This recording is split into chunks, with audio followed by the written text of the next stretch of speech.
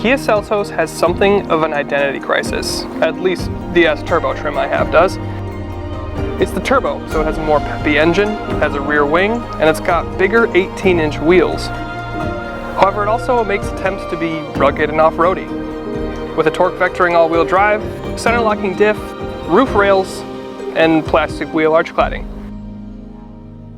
So let's jump behind the wheel and see what personality shines through.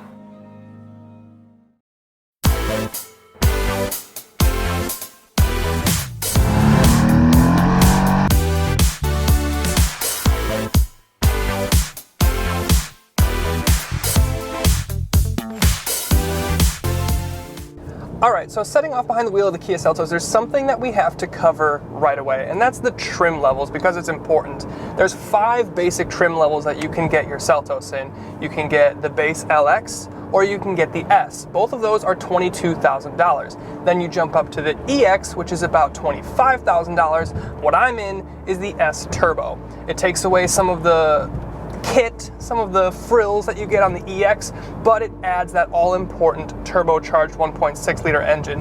Of course, if you want to go to the top of the range, you will be able to get the SX Turbo, which adds all the kit back from the EX, and you still get the turbocharged 1.6 liter engine from Hyundai Kia.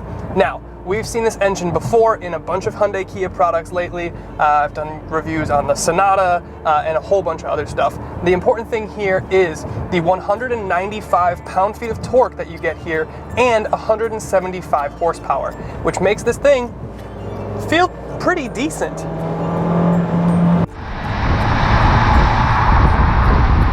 Now you will have 3 different driving modes. You'll have a sport, a normal, and a smart. Obviously, I'm going to leave it in sport because this is the turbo and we're talking about that right now. But essentially what that means is you have that 195 pound-feet of torque. That's the thing that you really feel behind the wheel, and that's the push that you get, that pep that you feel behind the wheel. Now, going from that power plant, you will have, interestingly enough, a 7-speed dual clutch transmission. You know, dual clutches are in the things in like the previous generation BMW M cars or Porsches or very sporty type vehicles. So it's interesting to see that gearbox choice in a Kia Seltos. In any case, the gearbox does a really good job of deciding which gear you should be in. It's pretty quick. You don't have paddles up here, but you can control it down here. To be honest, if you put your foot down, it will drop a gear because it knows it's what you want, but then you have this coarse 1.6 thundering away under the hood, and it kind of sounds like a Hoover. But in any case, the pep is pretty good. Behind the wheel, it's a pretty decent feel from a power perspective. Now, when we start talking about dynamics, we have to talk about the steering. The steering is actually one of my favorite things about here, about the Seltos, I should say, is there's pretty decent feel on center. You don't get much feedback from the wheels, but when you consider what this vehicle is, it's a small CUV thing, and it's kind of compromised from a sporty perspective, but you still get good feeling from the steering. It's a good weight. It's not too heavy, but you do have decent feedback. Now, it is an electronic rack, so you don't get a lot, but another thing to mention is that the chassis is surprisingly disciplined in a corner. We were just at that 90-degree left-hander right there, and I sent it in at, I don't know, 40 miles an hour, and the suspension on here composed the chassis really well. The nice thing about this is you have a good balance between kind of that sporty ethos with this S Turbo, but you also have kind of a rugged, you know, off-roadiness sense to it. So you have a little bit extra spring rate in there. The damping is pretty good. It's a fixed damper, as you would expect at this price point, and it does feel pretty good on the street, and it composes itself enough to soak up bumps and keep you centered in a corner. And with that, I should also mention that you do get a torque vectoring all-wheel drive system, and that does a really good job at detecting which wheel and which axle needs the torque sent to it. So you do have the ability to send power to the front or rear axle. The computer will sense which corner needs grip, and especially in slippery conditions or snowy conditions, which we're going to start getting into in the winter here, it's really nice to have that. And you also have a center locking differential. If you're going to take this thing off-road, you have a hill descent, and we'll get to that later. But it's really nice to have that all-wheel drive, and I know that's really on the minds of people when they're looking for something like this. In general, the EPA rates this thing at about 25 mpg city and 30 mpg highway, which is, you know, for a 1.6 turbo engine, that's it's honestly not very good fuel economy. It could have to do with the fact that this is raised up a little higher, it's less aerodynamic and that sort of thing, but it's not perfect.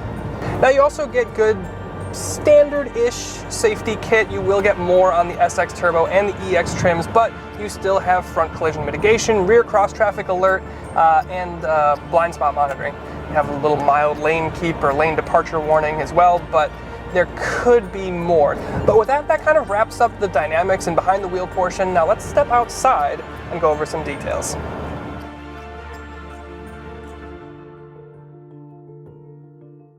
Now for aesthetic purposes, the Kia Seltos actually looks quite good. I like it in this Neptune blue color. It's a little bit youthful, it's a little bit vibrant, and especially with this contrasted kind of textured aluminum, that kind of, well, it's plastic, but it comes across the grille here. You've got your typical Kia kind of tiger nose grille. LED running lights on something at this price point is actually quite impressive and quite good. You've got your projectors, you've got your fog lights, and then you have this kind of like faux skid plate. And this is kind of what I'm talking about, the split personality between the sportiness of the turbo and the dual clutch transmission, but then you also have this like skid plate-esque look to it. Just something to think about. And then as we get around to the side of the vehicle, the thing that really stands out are these kind of upgraded 18-inch wheels. There's a two-toning of the gray and silver. You've got that red center cap, making it look a little bit more fun and youthful. Now, the thing that I don't like is the plastic wheel cladding that goes around, kind of from the skid plate all the way around the wheel arch, all the way down the body, and then terminating in the back. It's, again, going for that kind of rugged feel, that kind of off-roady feel, and you've got your all-wheel drive badge here, but it just makes it look a little bit cheaper in my opinion. Now, the rest of the silhouette of the car looks pretty good. It's pretty typical CUV. It's largely hatch. The interesting thing on the D-pillar is it takes up a lot of real estate here where you could have a window increasing visibility, bringing more light into the cabin, but they've gone for a little bit more of a sporty kind of geometric and eccentric, we'll call it, look. I think it looks pretty good. The thing up here, you've got roof rails, again, kind of sporty, put a roof rack up there, skis, snowboards, bikes, whatever you want to do. The thing that I absolutely hate, aside from the plastic cladding, is there's no keyless entry here. That was unlocked. Anyway, it's absolutely terrible to have something at $25,000 like this is, and to not be able to just walk in, grab the handle, open it up. And then you have the key that actually is a switchblade key. You have to put it in, turn it. It's annoying. Let's get to the back. And then as we get around to the back of the Seltos, we can kind of see the design language continue here. We've got the more jagged and geometric look, making it look a little bit more aggressive. We've got these LED taillights that are not on right now because it's during the day. And then we have this kind of like silver mustache that goes across, kind of coordinating the taillights and everything all in together. Again, plastic bumper because this is rugged and off-roady. No exhaust ports. It's underneath, it's one side and it's over there. But then again, you know, you've got this, it's looking like body armor, is looking a little bit more rugged. That's what Kia is going for. So again, this whole conversation about split personality, is it sporty, is it off-road? It's up to you to decide. But then we have to check out the trunk. So it is not auto, but you actually have a pretty good space here. It's pretty big. You have about 27 cubic feet of space back here. It's pretty big. It's not huge, but it's competitive for the segment. Now, when you fold the rear seats down, you can fold them 60-40. So with one side down, you have a much more space. And with the other side down, fully open, you can expect 63 cubic feet of space, which is actually pretty good. And then before we leave the trunk, I do want to show you guys the spare tire well. It is massive, and the tire is not that big. They could have easily kind of lowered the floor like an inch or two, giving you a little bit more space, and I think that would have translated into actually sizable amount of difference in terms of the back seat and cargo space area. All right, and then as we get into the back seat, you can see that that's actually pretty decent in terms of room. I've got about an inch or two in front of my knees. This is the driving position that I'm at 6'1", and I can sit behind myself pretty comfortably. The thing that I like most is the headroom. I've got about 2 or 3 inches above my head. It would be nice to have a sunroof bringing more light in, or a little bit more coming back from this third window. But other than that, the rear seats, they're pretty big, but they're pretty barren, kind of like the desert. So there's no climate vents back here. There's no mat pockets back here. It's cloth, leather, leatherette, two-tone. The only amenity you have back here is cup holders and a light. All right, so now at the front seat, this is where you're gonna spend all of your time. One thing I do want to note is this is the S Turbo, not the EX. So you remove that largely leather or leatherette upholstery option. You're going with the cloth pleather insert. It's fine, honestly. The best thing about it is that there's some interesting kind of texturing to it. It adds a little bit of character, and more than anything, the seats heat up incredibly fast, and they heat up super hot to the point where it's almost kind of uncomfortable. But the main thing that I want to get at here is character. They try to add a little bit of texture to the seat. You have a little bit of texturing on your dash here, and you have these like wild speaker covers. The speaker system isn't in and of itself that great, but it's nice to see they've added a little bit more than just some plain Jane black speaker covering.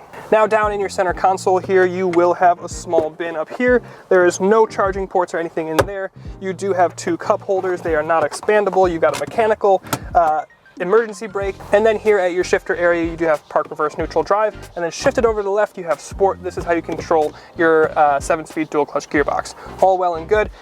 Right next to the shifter though, you have your center differential locker and you have your hill descent button. So that's for stuff if you're going off-road. If you need to climb something, have that center diff lock on so you're, sending the same amount of torque to all your wheels.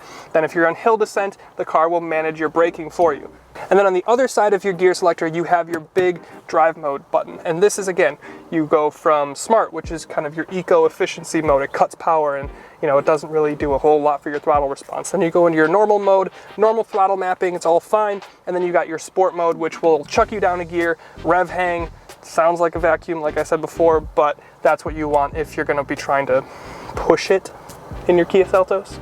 Then in front of there you have a little storage cubby and you have 2 12-volt outlets, which is kind of interesting, and you have your USB port. That is where you'll connect for your Apple CarPlay or your Android Auto, which we'll get to when we cover the head unit.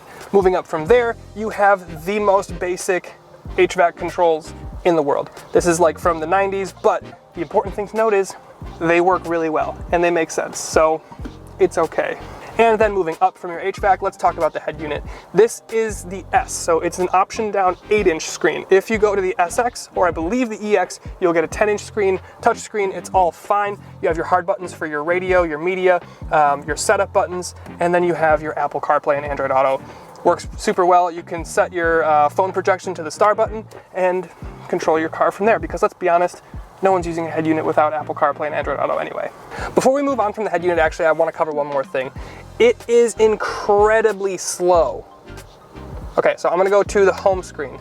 I'm going to tell you, you're going to see when I click the driving info button, and I'll tell you when the screen pops up. Okay, I'm going to click it in 3, 2, 1. Now it shows up. That's like a whole second, 2 seconds gap. It's super slow, but again, you're only going to use it for Apple CarPlay and Android Auto. It's nice to have physical controls for your volume and your tuner. All well and good. Moving on. Now let's talk about your gauge cluster. Again, kind of follows the theme here. Very simple, very easy to use, very much makes sense. Analog for tach, analog for speedo, LED, LCD screen in the middle, gives you any additional information that you need to know.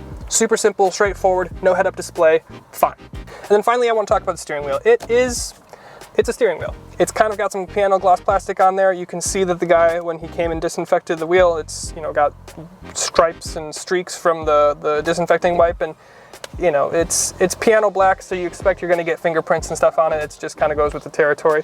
There actually isn't a lot of piano black in here. There's some on this panel behind your HVAC, and there's some on the steering wheel, but other than that, and everything on the steering wheel pretty much makes sense. So let's step outside and talk about final thoughts. So with that, final thoughts on the Kia Seltos. And for me personally, it's just the wrong trim. It's a pretty good driving SUV. It's pretty spacious. It looks pretty good. This and the Mazda CX-30, I think, are some of the best looking in the segment. So to be honest, it's just missing a little bit of kit. Namely, the thing that irritates me the most, no keyless entry, no push button start.